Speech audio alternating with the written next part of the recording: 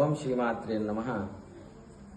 Sai Prashanth blogs channel సబ్స్క్రైబర్లందరికీ కూడా నమస్తే అండి. ఈరోజు మీ ముందుకు ఎందుకు వస్తున్నాను అంటే రాఖీ పౌర్ణిమ గురించి మీ సందేహాలన్నీ కూడా తీర్చడానికి ఈ వీడియో చేస్తున్నాను.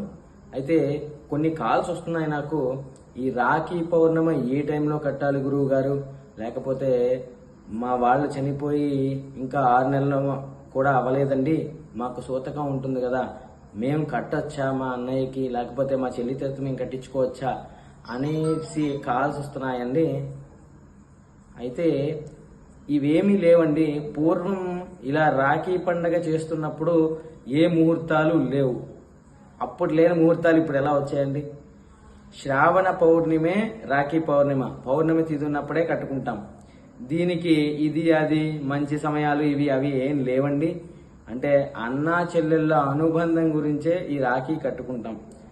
ఇంకొకటి మీ అందరికీ చెప్పాల్సింది, ఆ శ్లోకం చదివి రాఖీ కట్టుకోండి, ఈ శ్లోకం చదివి ఆ రాఖీ కట్టుకోండి.